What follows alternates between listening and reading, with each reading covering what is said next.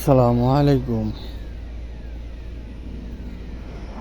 দর্শক, আপনাদেরকে কাছে আমার একটা দাবি, সেটা হলো আওয়ামী লীগের যত এই ভদ্রলোক, ভদ্রলোক, শিক্ষিত সমাজের ভদ্রলোক, বড় বড় নেতা, তাদের যারা সুন্দর সুন্দর লোক যাদেরকে ধরা হয়েছে, তাদেরকে কিছুদিন 2 মাস বা 4 মাস 6 মাস আয়না করে বন্দি করে রাখা হোক। এটা আমাদের দাবি আর কি। আপনারা কে কে এটা চান তাহলে আমার শেয়ার অপশনে বা লাইক দিবেন, কমেন্টস দিবেন, শেয়ার করবেন ইনশাআল্লাহ। আমরা ওই নেতাদের আয়না ঘরে দেখতে চাই।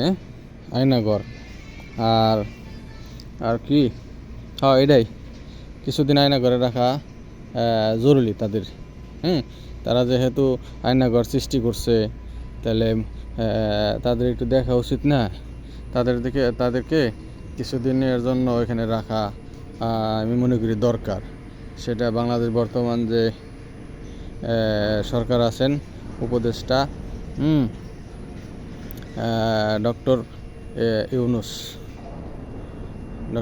সাহেবের কাছে আমাদের হলো এই দাবি যে তাদেরকে একটু আয়নাঘরে রাখা হোক কিছুদিন। তারা বুঝুক যে আসলে আয়নাঘর কি, কেমন লাগে, এটা অনুভব করার জন্য। এইটাই। আসসালামু আলাইকুম।